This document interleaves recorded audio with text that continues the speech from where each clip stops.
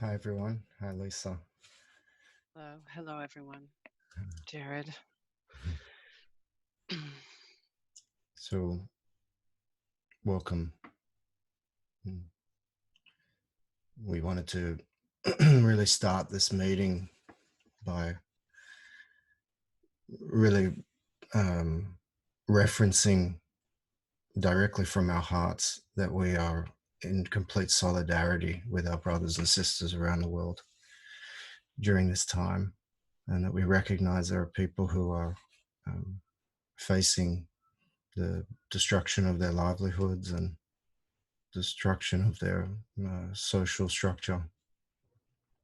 And we just want to express what's in our hearts. And I can say for me, I feel an enormous amount of overflowing love and and deep connection, actually, ironically, through this time of physical distancing. And so I want to just express my this feeling of being completely at one with the whole world during this time. Yes. Thank you, Jared. Yes, it's a time when we're all actually experiencing something together collectively, and it's very powerful. And I just wanted to bring in, those of us who have parents who are elderly right now, who are having to stay home and they need lots of help, and they may be active and they have to stay in, and just it's very personal, this solidarity. It starts really with a feeling in ourselves about what we are having to how we're having to isolate and stay separate, and yet, as Jared was saying, there's this opportunity for the to feel the intimacy of that together, us together. And so in solidarity with everyone, we'd like to just take a moment right now just to pause quietly, just a moment. Yeah, I think there's something about suspending our thoughts, suspending our judgments, suspending our need to do something, and just right now have 20 seconds, 30 seconds of nothing, just presence.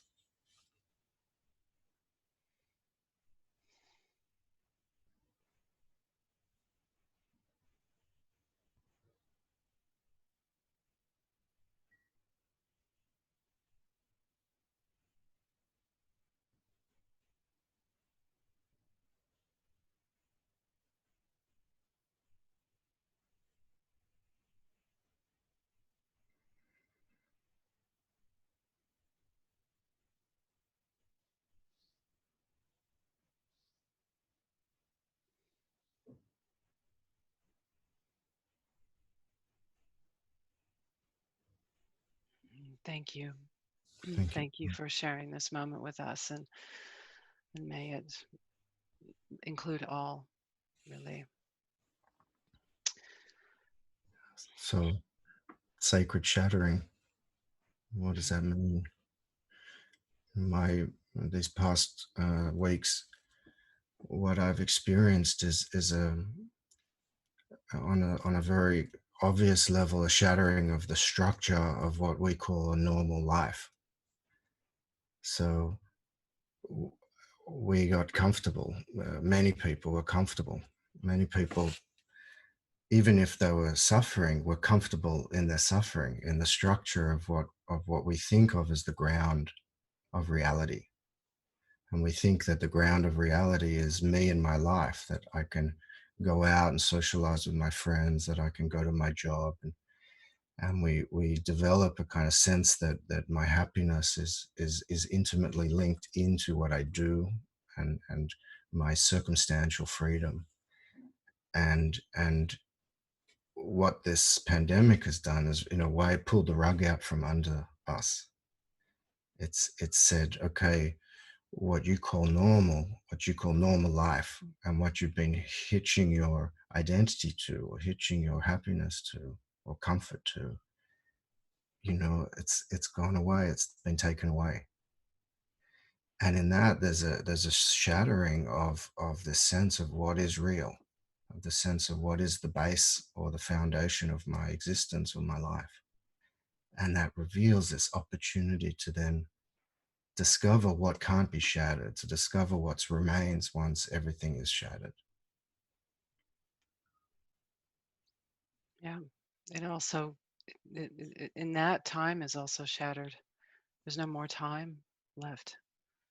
This quest many of us are on to awaken and to awaken to recognize who we are, to discover the, the final truth.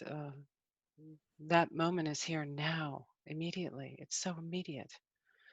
So this shattering is such a blessing in that all those structures that we were using to be complacent, to be spectators to our own life, to want someone else to finally give us the truth, to tell us what we need to hear, all that the sense of waiting for something to finally happen that's going to slap us awake or bliss us awake.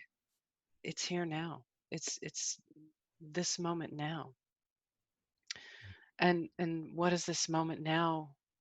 What opportunity is here in this moment now? Well, can you can you give yourself the attention that you've been looking outside for, now that we're sequestered in our homes, and we have all the we can see all the little petty distractions that we have with our situations, our partners, our parents, our world, the lack of toilet paper, the the most kind of petty things.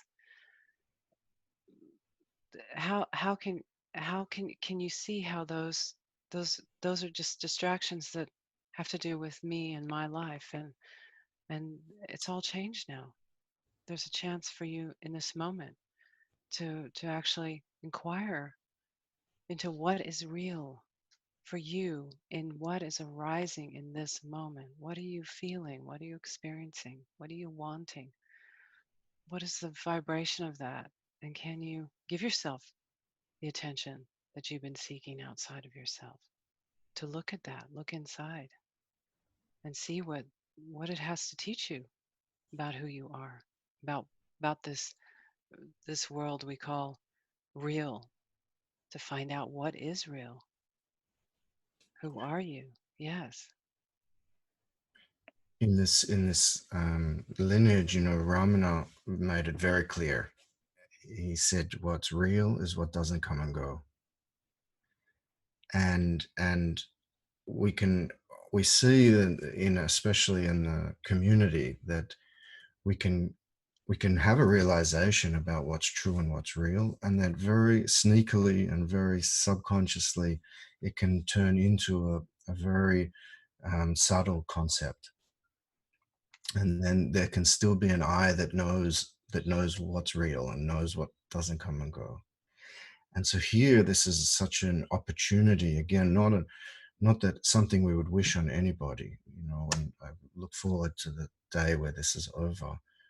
But since it's here, this is an opportunity to really see when your whole structure, when your life is really turned upside down, when you really lose control, or you recognize that you didn't have control, the control you thought you had is gone, and you have to stay inside, you have to avoid other people. That now there's this opportunity to really, really look and see on a very subtle level, what is it that doesn't come and go? What is it that does come and go? So that you can get a sense of what is unreal, what is a trance. Trance we think of as being something very gross, where you believe, I believe I'm Napoleon. Clearly, that's not true. It's a trance. But to then start to look closer at your thoughts, start to look closer at what you've considered to be solid, and to then recognize what I thought was solid is really not solid. It comes and it goes. And so my job and my relationships, and if I, if my sense of self was dependent on something external, And now this external thing has been removed. And now my sense of self has changed. Well, in that equation, what is real and what is not real?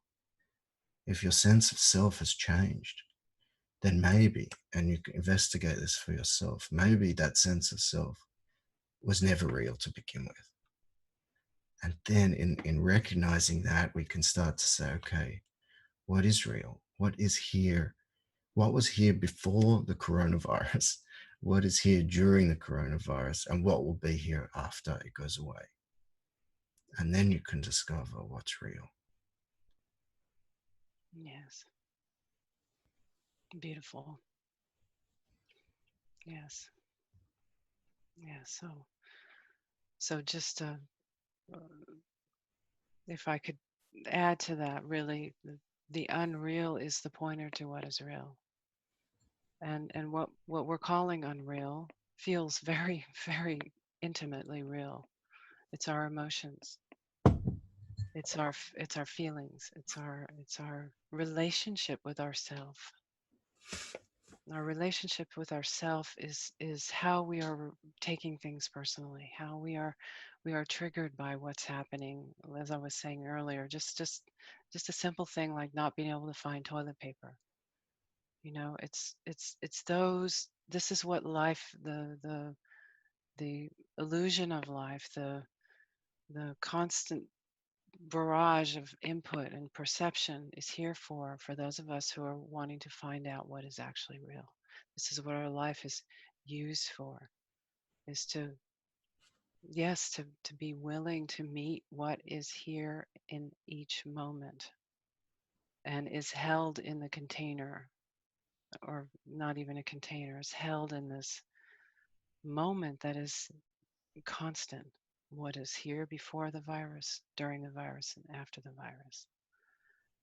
And so this opportunity that we are taking for ourselves, and we're supporting you to take, is to discover the depth of your capability, the possibility in you to open, to meet, to listen, to discover what each each arising is pointing to. Yeah, I think there's two ways. Maybe there's infinite ways, but for the purpose of this discussion, there's two ways to respond to what's happening that I'm seeing. And I know we talked about this recently, Lisa, that you can take this shattering and open in a curious way to inquire and use it for your awakening, use it for insight, use it to find out what's essential and what's true. And also there's a way that the mind can also can respond or react to this situation, and in a way uh, tighten its fear response.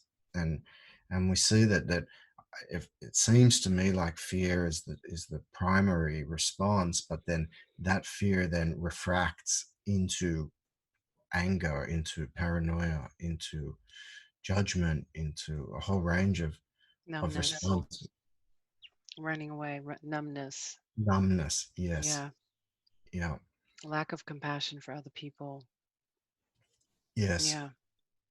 And I think it's in some way maybe the nature of this being this invisible enemy that's coming to kill us, and that it also, we're not allowed to be around other people, that it's triggered a very much a self-preservation kind of my survival is most important reaction. And that's true in the sense that you need to physically take your body and separate it from others, but it doesn't mean that those others are separate from you.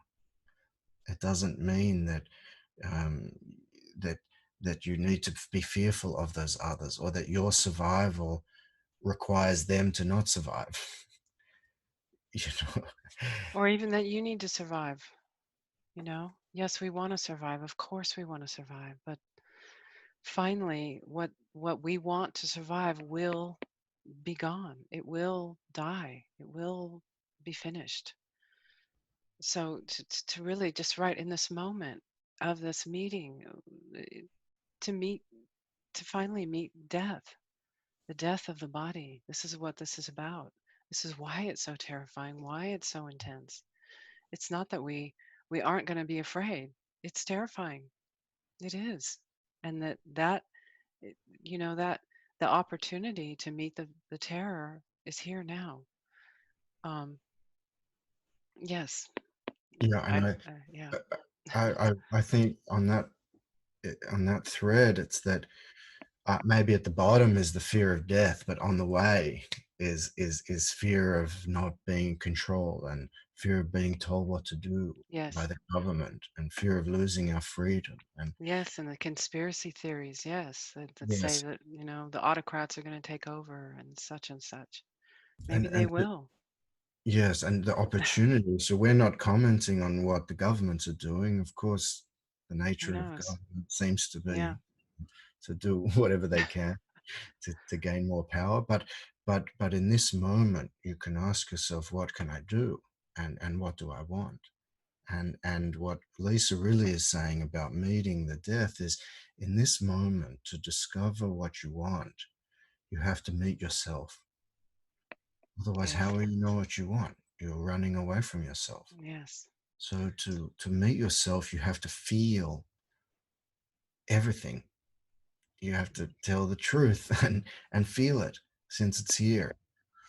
And that means, if there's fear, feel fear. Be If it. Be the fear. Be it. If there's anger, feel the anger. There's a difference between suppressing it and numbing out, like Lisa said, or and also indulging it and going into a story about whose fault it is and what it means. That's how we Yeah. take it personally, and that's actually an avoidance of meeting the direct emotion. Yes. And I just want to add to that, that I was speaking with someone the other day who was saying, I feel fine. There's nothing happening. I'm happy. It's fine. And in the whole group, there was so much expression of all these emotions we've been talking about. And so, maybe on the surface, it might feel like it's fine. It's okay. This is what's supposed to happen. And you feel like you've accepted it. But when we investigated that feeling of it's okay, I'm fine, underneath it was this grief that was bottomless. And in meeting that grief, there was this birth of compassion for, okay, maybe I don't feel like I'm suffering, but here it is. There's so much that I can open to that is happening in my world right now, in my perception. I can open to the suffering of others then and have compassion for that. So anything that's arising, anything, whether it feels like fear and anger, or whether it feels like nothing's going on and I'm fine, this is natural, of course. You can open to that and you can give yourself the opportunity to deepen in this time rather than just stay at a certain level.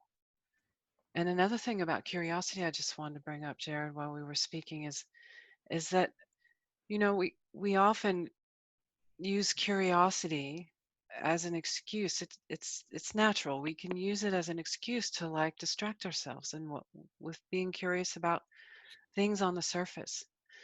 But you came to this call out of an essential curiosity, which is about who you are, to find out who you are, to find out the truth of yourself. And if you recognize that that is really what all you're curious about, that is only what you're curious about, then that can be a foundation for you to explore the depths of the emotions that arise in you in this time, rather than jumping out into you know what what the numbers are, or what things that are more on the surface. Use your curiosity for what you are fundamentally curious about. That's how you deepen in it. Hmm. So I just wanted to say that. Yeah. Something in there for me about coming home to yourself, and um, we're all confined to home, but to really see what is home, what is true home. Where do I feel fully and completely and totally at home? And it's not outside, because you can be in absolute comfort and be anxious and depressed and angry. And to recognize that, to allow yourself to meet yourself and meet whatever's arising, as Lisa's been saying, and then deepen. Take this opportunity, since we are being forced to stay at home anyway. Why not meet ourselves so fully and go and explore curiously what is arising and what's even deeper than that, to really find out where is my true home, Mm, and surrender to yourself. yes. Yes, it's what's especially unique about this time, and there may have been some other times like on September 11th, or uh, even when it became the year 2000, that there was this kind of collective attention on oh my God, what's next? We're going to drop off the edge of reality, and we don't know where we're going to land. And so there's a collective support in a way that maybe is unprecedented here. I know in my lifetime I haven't experienced such this wave of willingness. And so there is such support for you to actually, as Jared was saying and I'm saying, to open and to meet this, what you haven't met yet, what hasn't been met yet, this mystery of that is presenting itself as terror, fear of death. And even in the outside, as Jared was saying, to stay home. And if you go out, you run into others who it's scary because everyone's afraid, and you have to keep the social distancing, and what if you get the virus? Well, then use that to stay home, to go even more deeply inside of home. The inside and the outside are the same. It's so clear right now.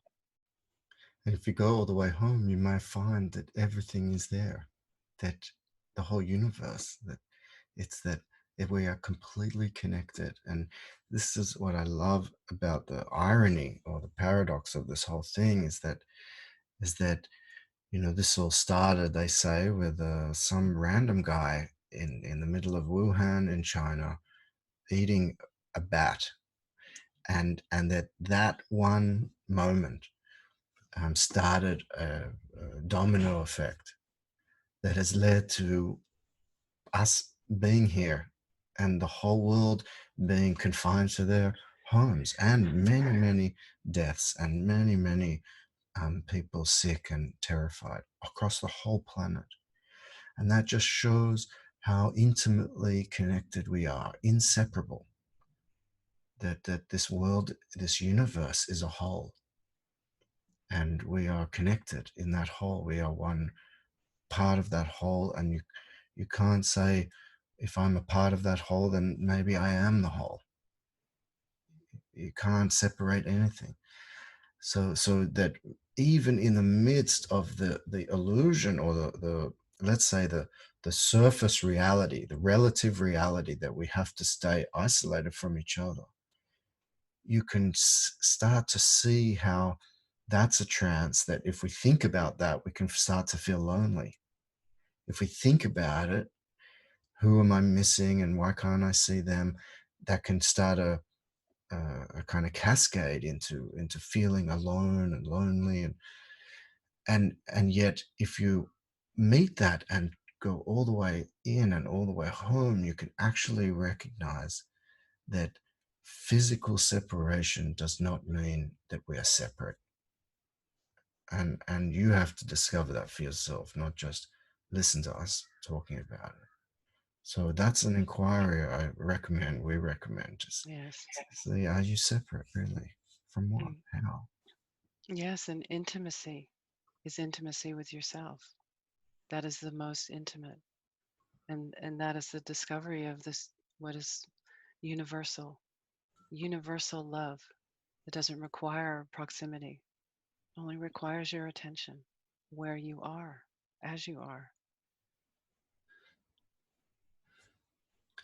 And I think the last thing, at least from me, topic is really about what happened for me that I'm seeing is that when a lot of the external world has been cleared and taken away, we are left with a much more simple, let's say, a simple life, and it gives us then the opportunity to find out what's essential, what's really essential.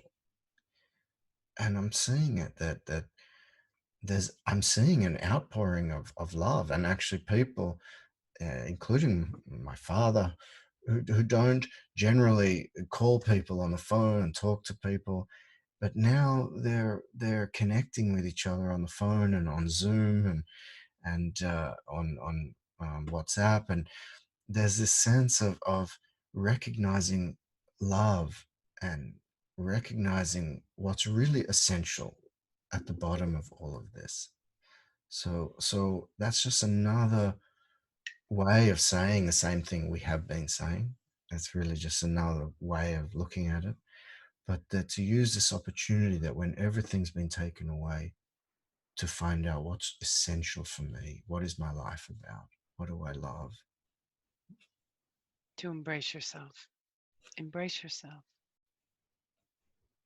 Yes, this is an embrace. It may not feel like it. How will you meet it?